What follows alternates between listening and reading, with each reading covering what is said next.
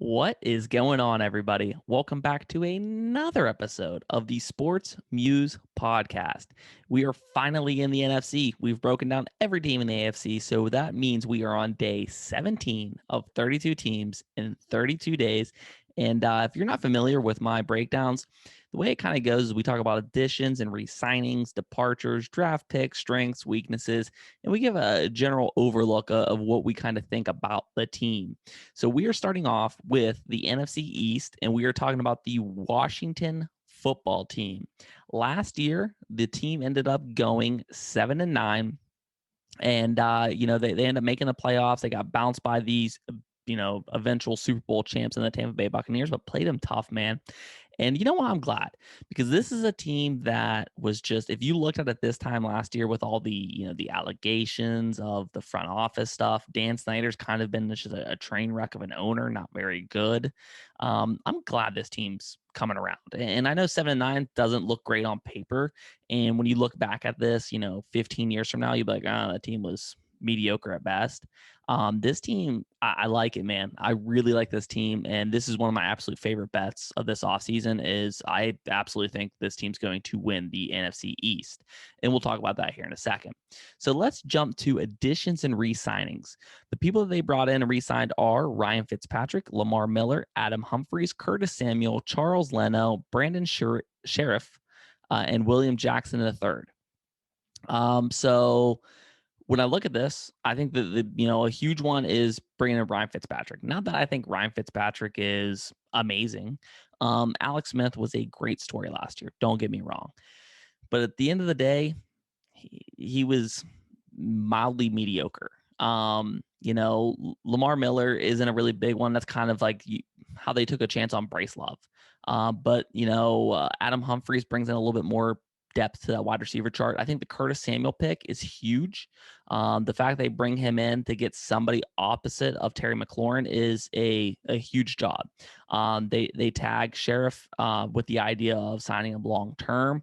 He's a bookend tackle. That's a big deal. And William Jackson III is a guy that I've really, really liked and admired for a long time.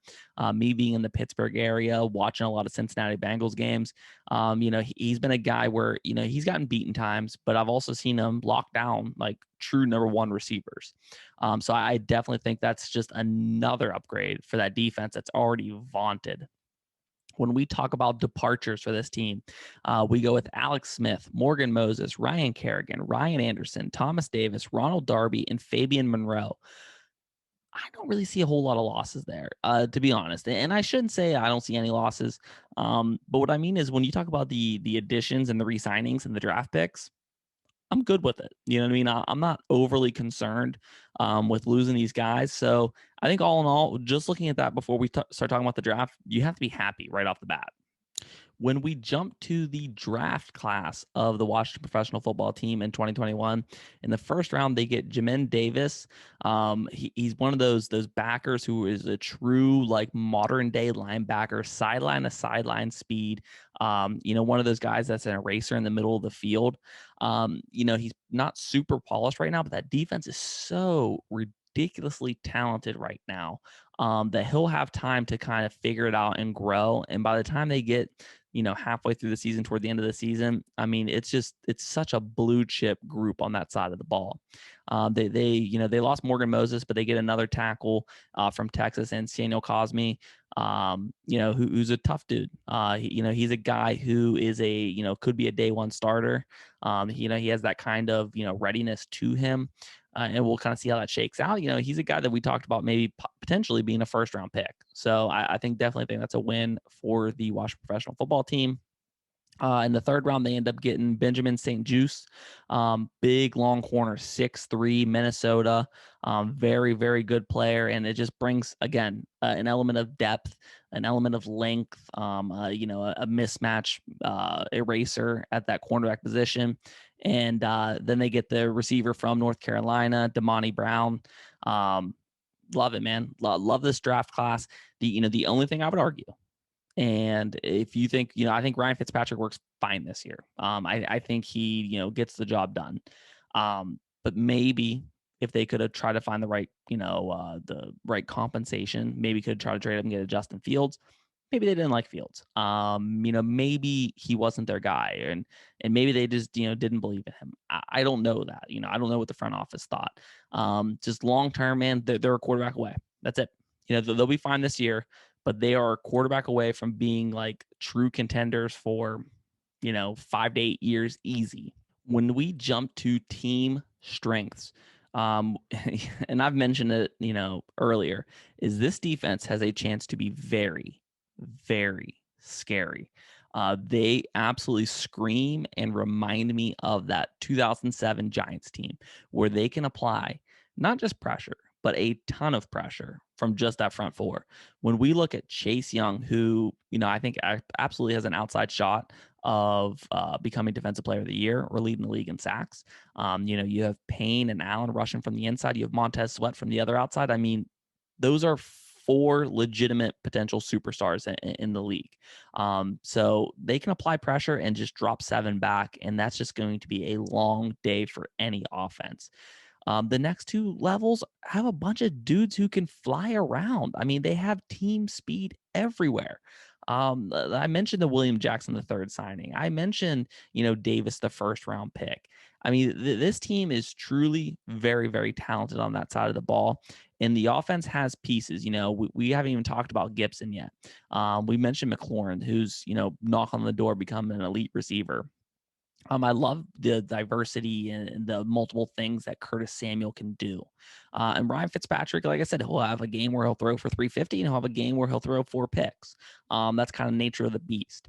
But, I think Ron Rivera is a very good coach. I think he's a very solid game manager. He makes, they call him Riverboat Ron because, he does gamble sometimes. And I think that kind of fits in with this team and it helps when you have a dominant defense.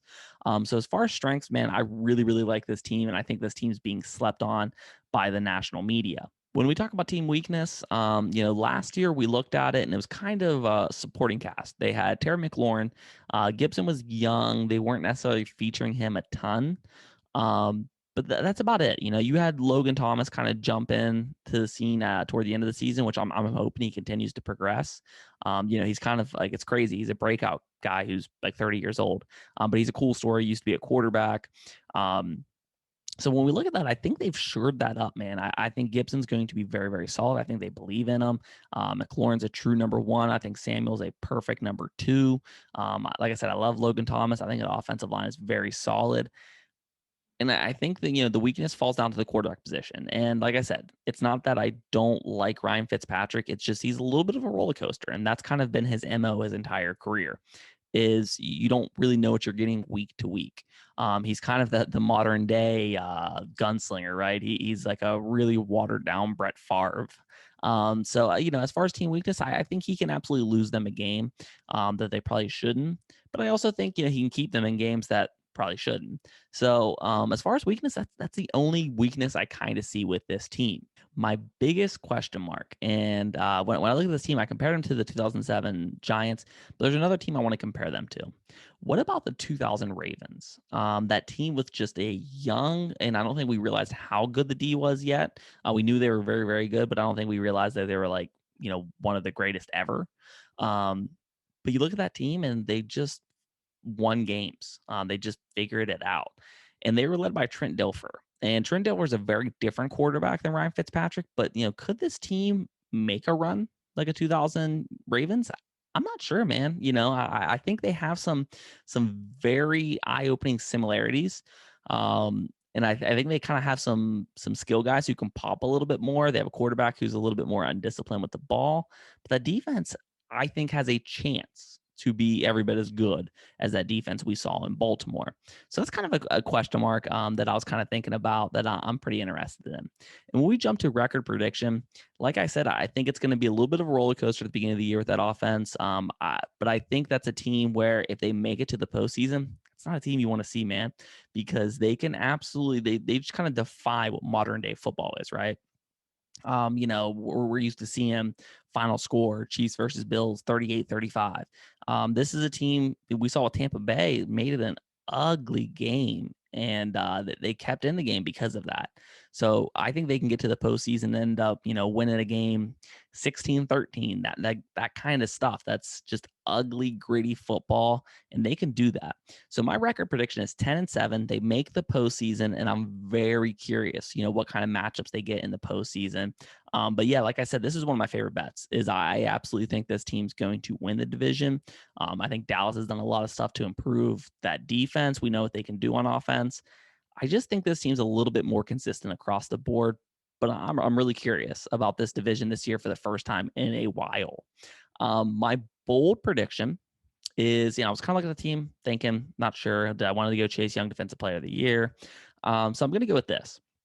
I'm going to say Logan Thomas goes over 1,000 receiving yards and Antonio Gibson goes over 1,500 yards from scrimmage. Because don't forget, Antonio Gibson, very, very talented running back. But, a lot of people thought he was going to be a wide receiver in this league. So he might even be more of a talented, pass catcher out of the backfield than he is a running back. So I think Gibson blows up 1,500 yards. And I think Logan Thomas continues the ascension at an older age and gets over 1,000 receiving yards. So those are some fun, bold predictions, some fun picks. Let me know what you guys think, Washington. Do you guys think I'm right? Do you guys think I'm wrong? Do you think I'm underselling the offense? Do you think I'm overselling the defense? Drop in the comments. Let me know, guys, because I'm always curious what you guys have to say. That's why we're all here.